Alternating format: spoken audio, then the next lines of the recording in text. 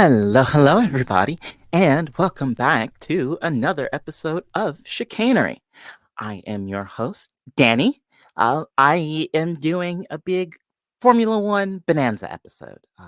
So, of course, we had the Monaco Grand Prix on the greatest day of racing, along with the Coke 600 and the Indianapolis 500, which JT and I have done an episode on the Indy 500 as well as Sancio in sort of a month of May recap.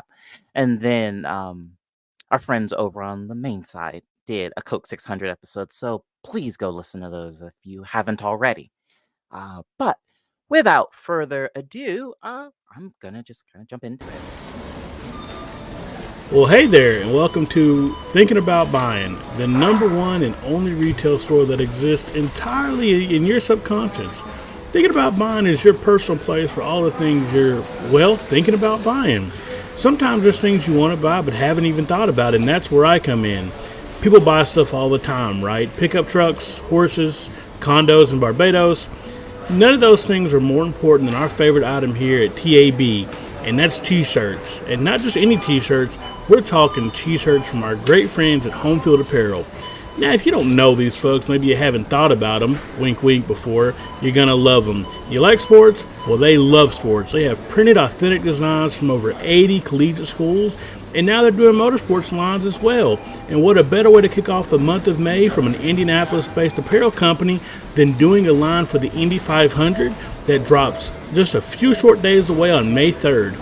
And the best part about ordering from them is it's just as easy as thinking about ordering from them. You can go to homefieldapparel.com or their app, look at these designs, find one that you like, one that suits you the best, and order it just like that. And hey, be sure to use our code VLV24 at checkout for 15% off your first order. That's homefieldapparel.com and VLV24. Now, if you don't mind, it's time for my lunch break. Don't tell Art. So it's worth noting, certainly if you watched Monaco, there really wasn't a whole lot of note.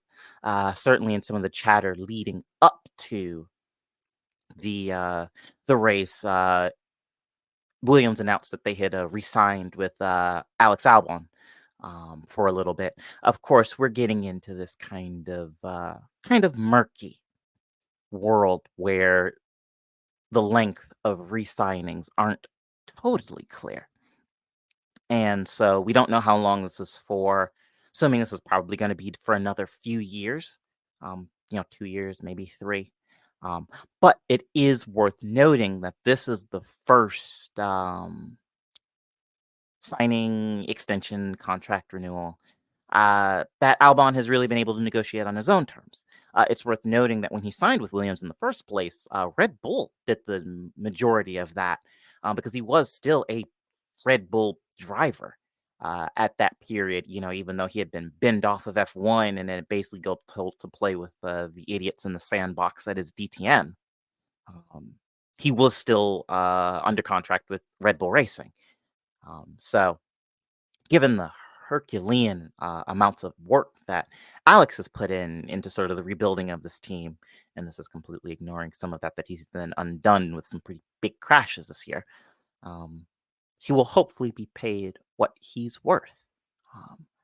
But moving on to sort of the Monaco weekend, and it was just kind of so much so that I'm looking at my notes and I didn't really bother to write much of anything. Of course, the practice sessions were just a whole bunch of, very sweary messages about hitting the wall. But even qualifying, which is usually the pretty thrilling part of Monaco, was pretty bleh.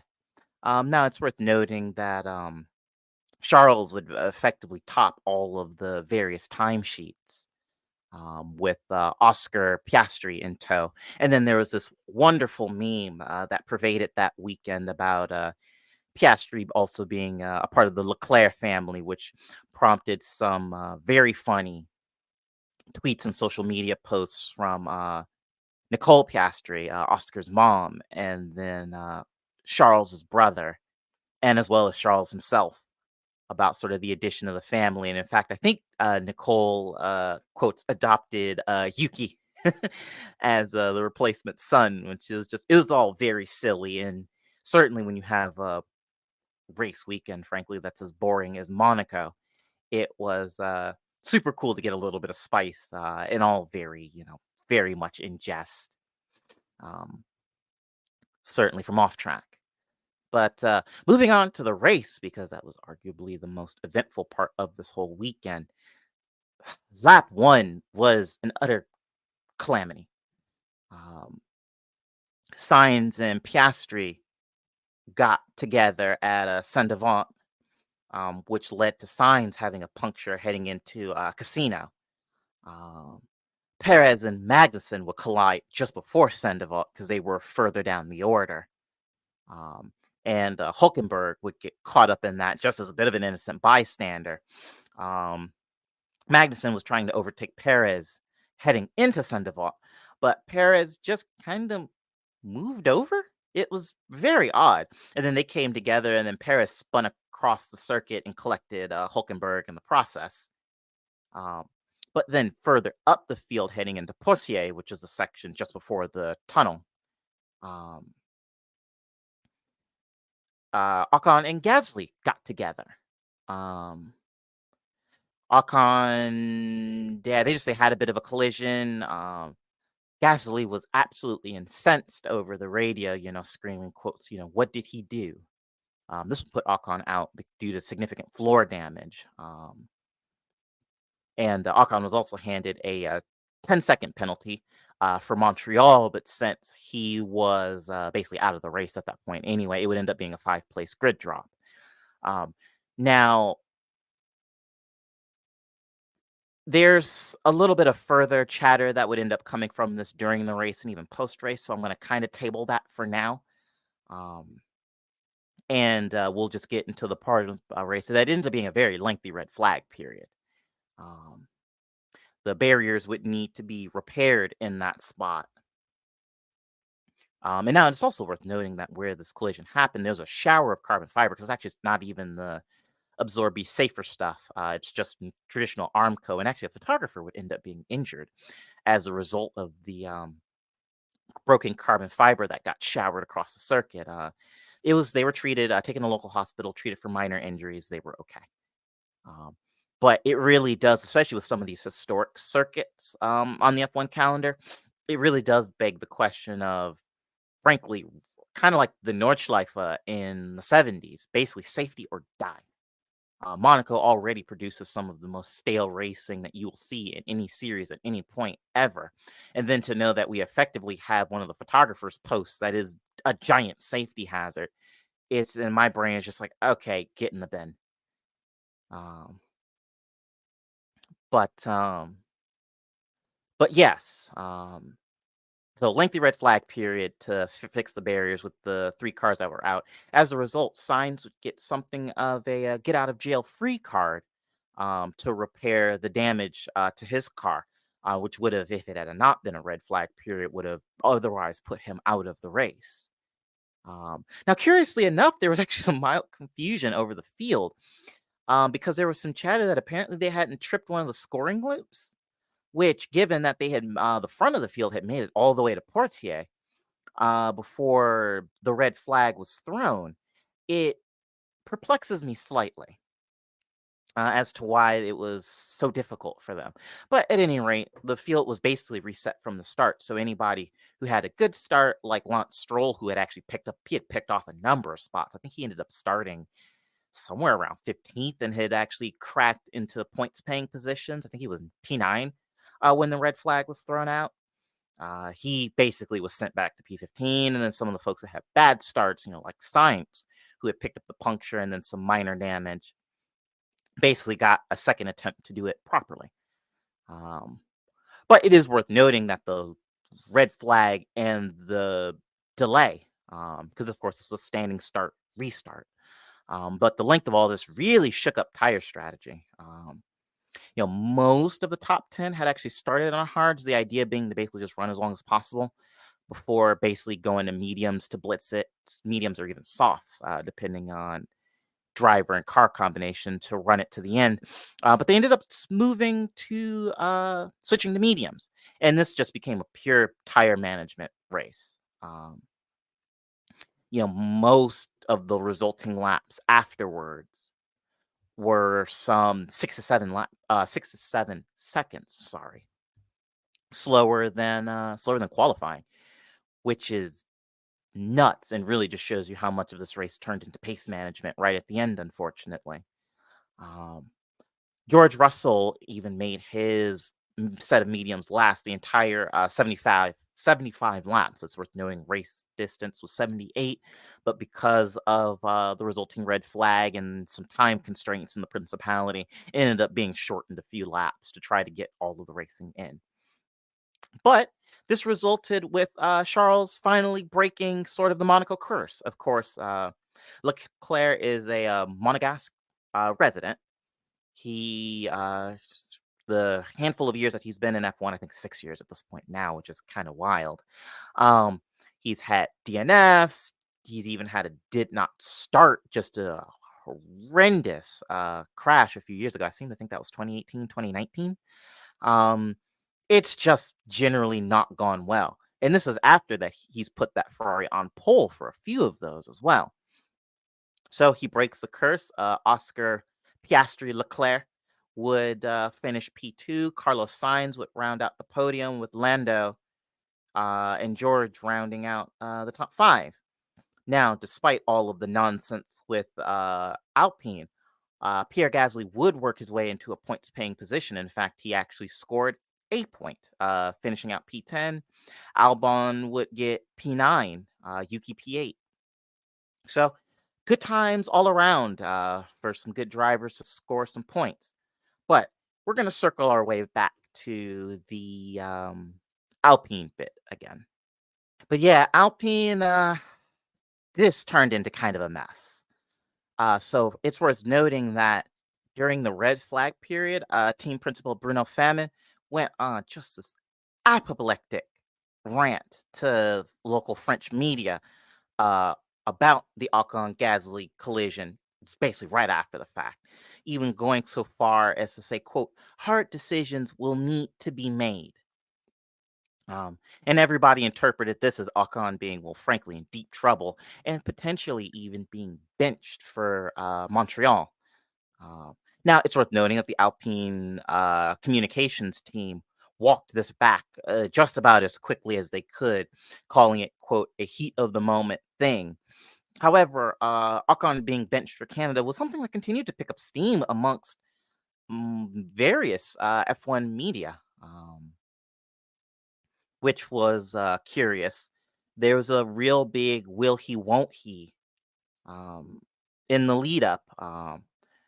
Gasly was also frustrated by the move and in a post race interview, being happy that Pierre, he was able to pick up a point. So, broadly speaking, no harm, no foul. Of course, then, if Gasly was able to pick up a point, then it kind of begs the question of if maybe Ocon could have as well, and it could have been double points. But the fact that there was something from the Monaco weekend, I think worked wonders to kind of smooth out some of the tensions. But apparently was told that prior to the Grand Prix that there were orders basically to not race each other because it's Monaco and generally the collisions are quite big.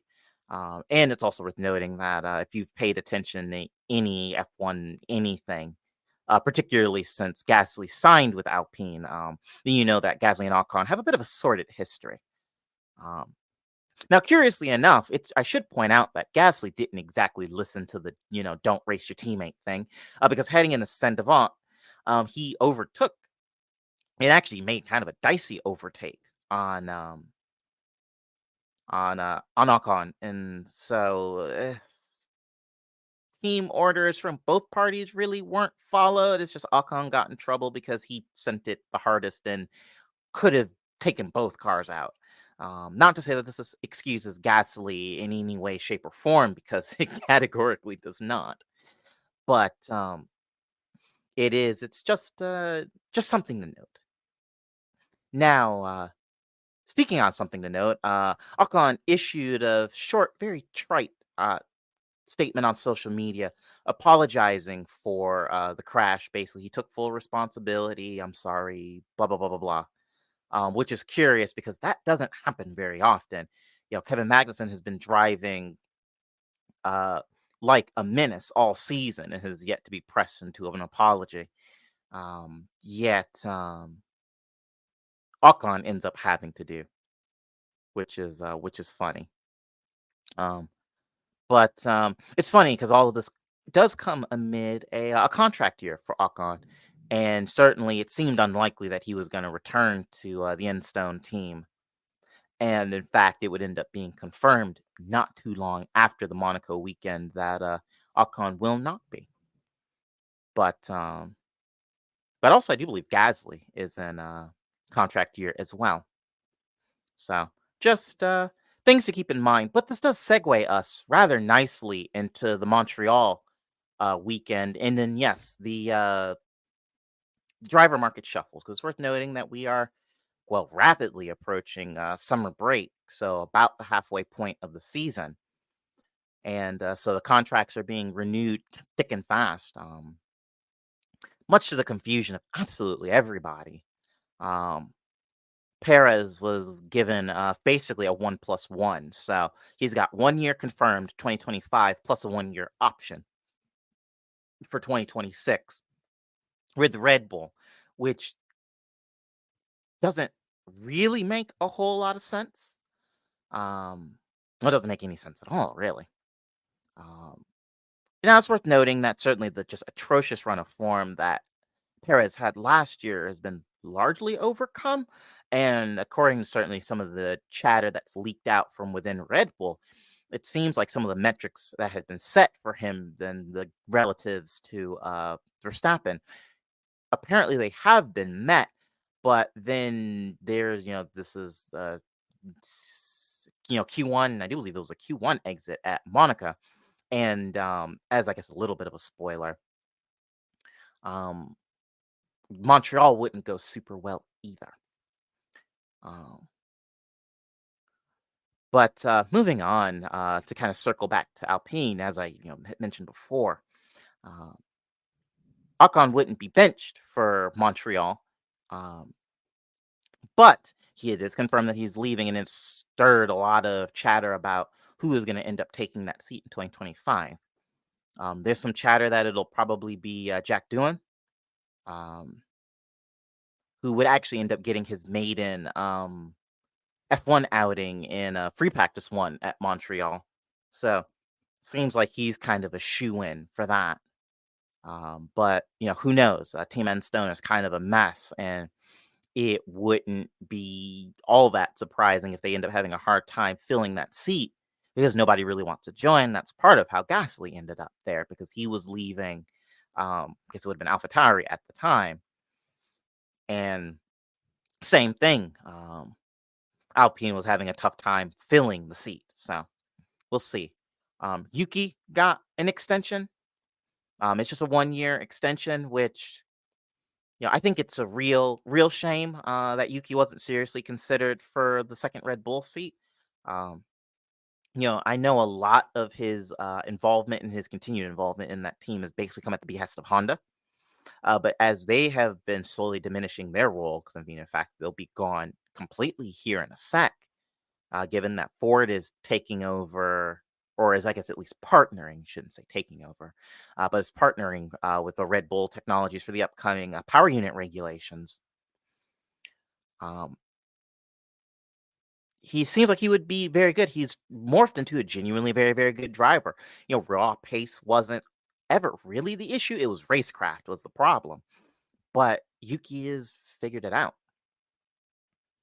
And he is turned into certainly him versus Ricardo outside of a few outliers. Yuki broadly has the measure of Daniel, and truth be told, I think would be better in that Red Bull seat than Perez as well. But all of this circling around, and as the seats are very quickly filling, it brings us to one Mr. Carlos Sainz Jr. Homeboy is running out of places to go for 2025. It's Williams, Haas, or Audi. Logan Sargent is almost assuredly going to be gone in 2025. his career has not lived up at all to a lot of the initial promise. But certainly, if you've listened to previous episodes, and I've talked about it at length before, really Logan was moved up too quickly. Latifi proved to be just too powerful for F1 and needed to go, but they needed to fill that seat quickly. And so that's where Logan comes in. But honestly, he was undercooked from the start. And we've kind of been seeing that over, the last, I guess, at this point, 18 months in Formula One. Um, so that's curious. But yeah, Sargent's going to be gone. Haas is weird. There's been lots of chatter that Behrman is going to be replacing K-Mag, I think. But other than I think the Independent, I have not seen that confirmed by anyone. Haas has not posted anything. Official Formula One channels or media have not posted anything. So I don't know. And then, Sauber, which will be Audi. There's no, it is widely thought that Zhou Guanyu is going to get the chop from that team. I guess there's a distinct possibility both him and Bottas are gone, but who knows? But yes, that's a thing potentially. Now it's worth noting that the Sainz family, particularly Carlos Sainz's father and Audi, do have some history, so that could be kind of fun. But granted, not publicly, but some of the behind the scenes chattering suggests that Sainz Jr. has already spurned Audi, so it's tough to say exactly what's going to happen there. But yeah, so that rounds out the driver market chatter for now. It's worth noting that also in the lead up to the Montreal weekend, the 2026 engine regs are announced. Now, I should point out is that there will be a future episode or two potentially that I will spend just talking about the intricacies of 2026. Waiting still for the FIA to publish basically the entirety of the forthcoming technical regulations. To do that, which they've said that will be done, quotes, by the end of June. Now, granted, I'm recording this Monday, June 17th, and still nothing. So there's, still ostensibly about 13 days to get that taken care of. But yeah, so I'll talk more about that in future. But certainly the cliff notes for that are less MGUK, more MGUH. We're binning off the current understanding and implementation of DRS, but moving to, X mode and Z mode and basically hybrid boost almost working like push to pass. Yeah, it's a bit complicated. So again, we'll get into that in more depth in the future, but those are certainly some of the basic things. Oh, and the cars will get a little bit smaller, a little bit lighter. Tires, I think, are going to be 20 mil narrower. Overall length, I think, is 10 mil, 10 or 20. The floor is going to be about 10 mil more narrow. And all of this is meant to contribute to about a 30 kilo reduction. The current cars are just under 800. They're 798 kilos. And the minimum weight is going to be 768. So yeah, that's another thing. Cars looks like they're going to make less power, but they'll make less drag as well. Though there's some concerns that the cars initially at least might still be a little too close to F2 performance. So like I said, lots to go through, but these are just sort of the brief cliff notes. And I will do a whole big technical dive when the technical regs for 2026 are fully announced. But certainly moving to on-track stuff, because we are at Montreal and we are at Circuit Gilles Villeneuve, we had guest commentator, his son, Jacques Villeneuve, who went on quite the rant about Daniel Ricciardo being washed, basically saying he was never good and what is he doing here. And to a degree, I think he has a point.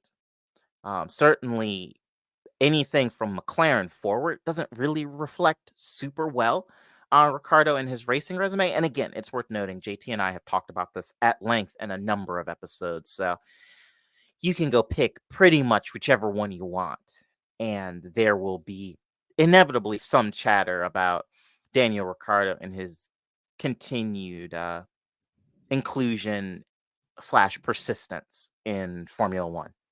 A lot of that is due to commercial reasons because Ricciardo is arguably one of the strongest single driver quote unquote brands in Formula One. And that almost certainly does contribute to why he continues to kind of hang around. But it is certainly worth noting that Jacques undermined his own point a bit in doing all of this, because there was certainly during the Red Bull days, you could make the point where Ricardo was arguably one of the best slash fastest drivers on the grid. And even when he extracted himself from the Red Bull ecosystem and moved to Renault, the car really wasn't very good. But broadly, Daniel outperformed the car. It was really McLaren is really where his stock plummeted. And that was because the car with me absolutely was a bit tricky, a bit mercurial. Lando has said that a number of times. But Lando was able to get his head around the car, and Daniel simply could not. And it just didn't go well. But like I said, to say that Daniel Ricciardo was never good, I do genuinely believe that significantly undermined just the broader point, which is, should Daniel Ricciardo still be in F1 now? No, probably not. But to say that Daniel Ricciardo was always bad is highly disingenuous. And then the go on and prattle on about overstaying his welcome in F1. Well, it's hugely ironic coming from Jacques Villeneuve, who is arguably the poster child for that. And some of that was of Jacques' own making, because the move to BAR was absolutely the incorrect one. I know Jacques felt like he had something to prove, given that most of his career he had kind of landed in top tier equipment, and I get that, but he did this at the behest of his manager at the time, Craig Pollock. And just the BAR was just catastrophically bad. It never was really that great. And when it finally did get decent, Jacques couldn't wrap his head around the car and was very comprehensively spanked by Jenson Button. So there's just a bit of amusing irony in that. But at any rate, moving on to actual on-track stuff itself, honestly, in some ways, like Monaco, free practice, there really wasn't a whole lot to note.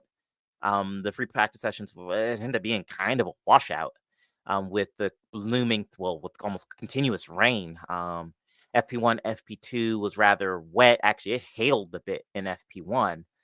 So there wasn't much running in the session, and what running there was not really representative of what these cars are capable of.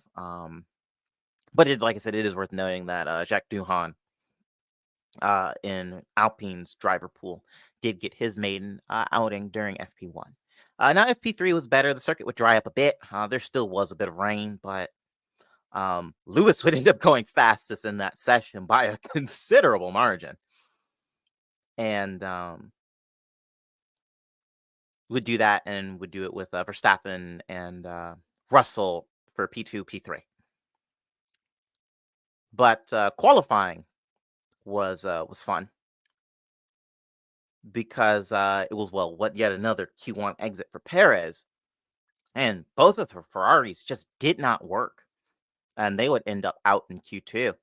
All of that magic in Monaco was clearly lost when they got to Montreal.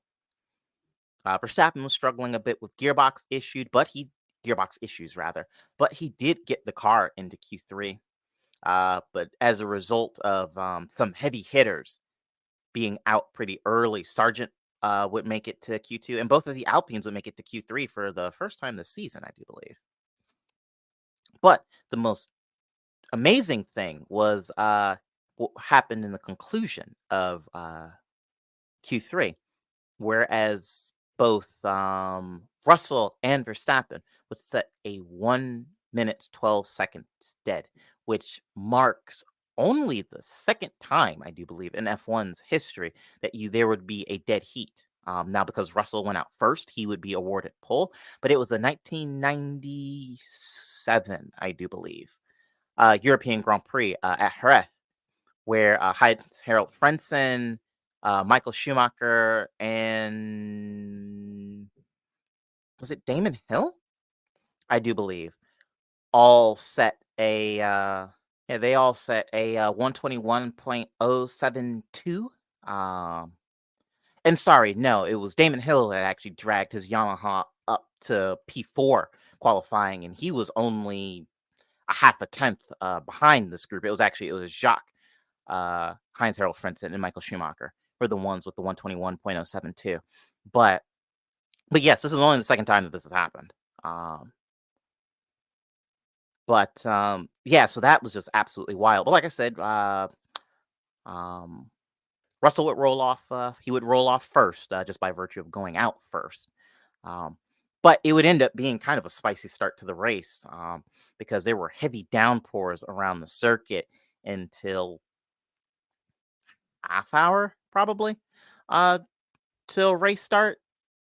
Most of the grid would start on the intermediate tires, though both Haas's actually decided that starting on full wets was the move. Ocon would roll off P20 because, again, the grid dropped from the Monaco incident. So even though he had qualified pretty well, but he would get shuffled down the order.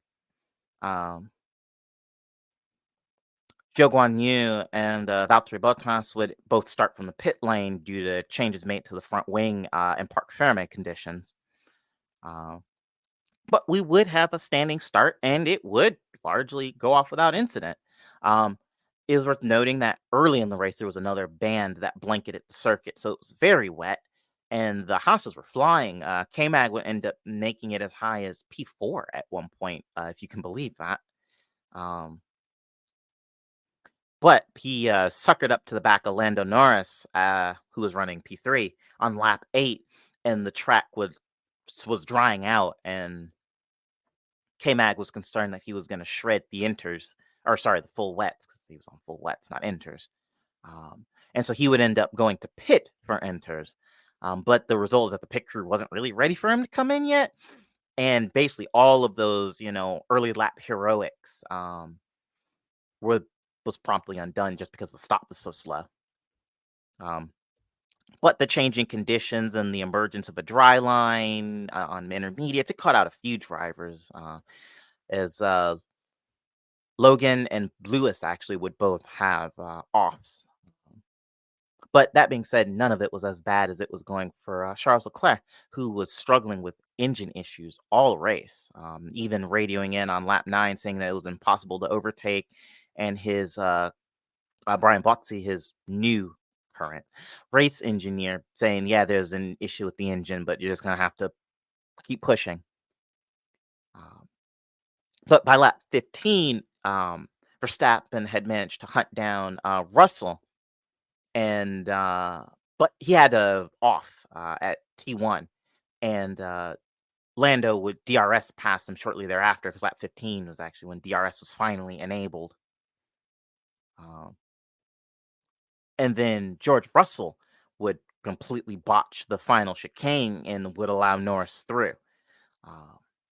And Verstappen would get through, but I think in Russell trying to rejoin, he almost annihilated Verstappen in the process. It was looked at by the stewards, but no further action. But Norris, would go on to build a pretty substantial lead, and it would be completely eradicated by a Logan Sargent-induced safety car, who was stuck in kind of a wonky part of the circuit, and it was initially double-waved yellows, but then it would end up being a full safety car. But the funny thing was that Norris was so far ahead that at the time that the safety car came out, that he couldn't duck into the pits. It was basically a flip-flop of what happened at Miami, where Verstappen was so far ahead that he couldn't get it. And so all of that beautiful lead would go, and Norris would be dumped out P3 after having to make another journey around. Uh, Ferrari tried something very silly, and Leclerc would pit for slicks. It ended up being a long stop as potentially some engine control modules were reset. Um, but this would drop him right down the order. But then on the restart, Sainz, Bottas, and Ricciardo would have a bit of a coming together. Sainz with front wing damage as a result. But then circuit would really dry up. Gasly would pit for slicks, hards on lap 40, with George around the same time saying that basically the track, barring turn 1 and turn 2, was dry. But Gasly's stop triggered a cascade of other stops for mediums. And Leclerc, who had been trying so hard to make slicks work, but he just came in too early, and he would end up retiring the car, and I do believe would end up being classified P19. But not too long thereafter, Sergio Perez would back the car into the wall, and that would trigger another late safety car.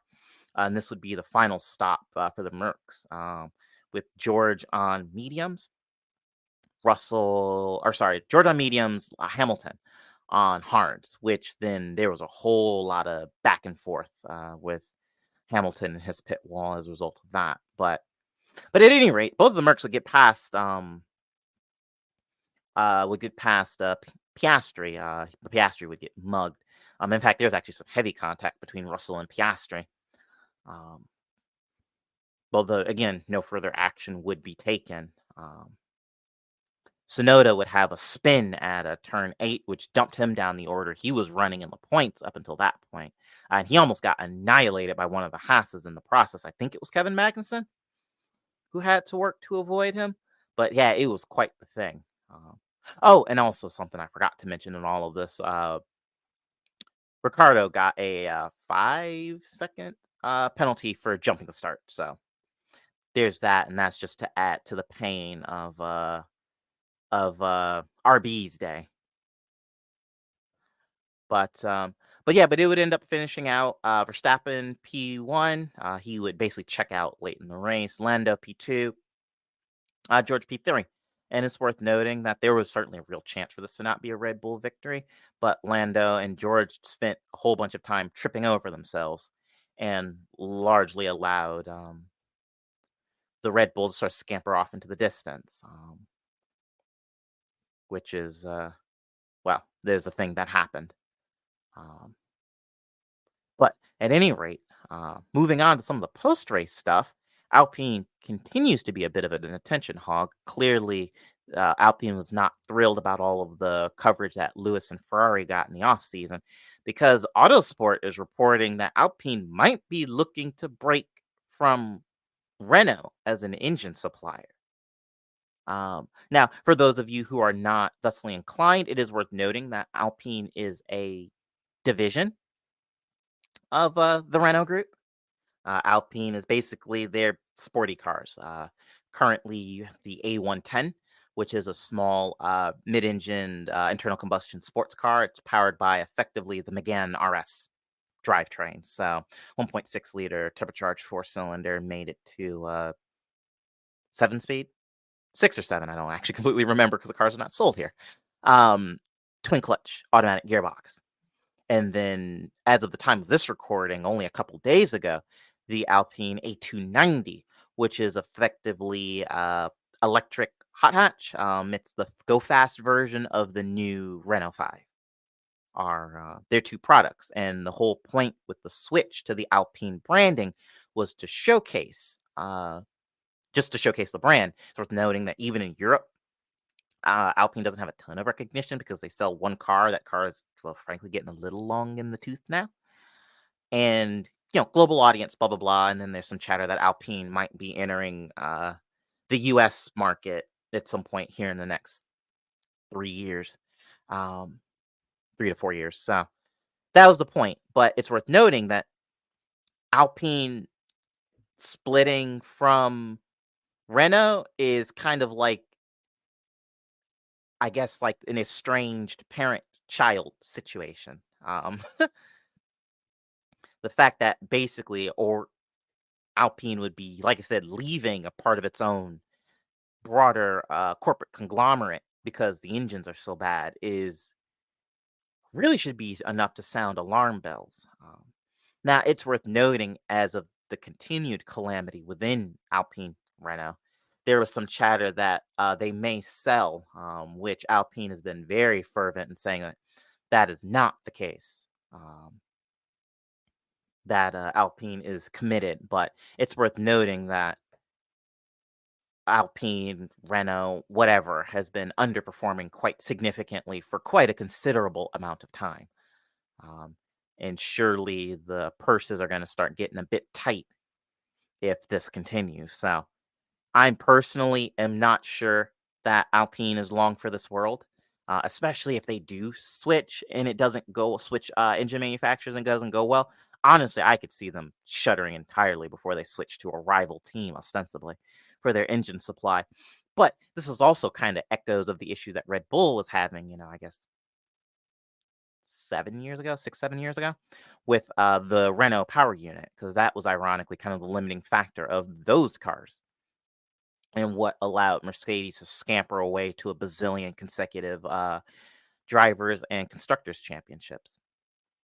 But yeah, so that has been kind of a roundup of the last couple rounds of F1. Now it's worth noting that we're heading to Catalonia, it's the Spanish Grand Prix, coming up this coming weekend. So we will certainly be back with a recap of that race, depending on how it goes.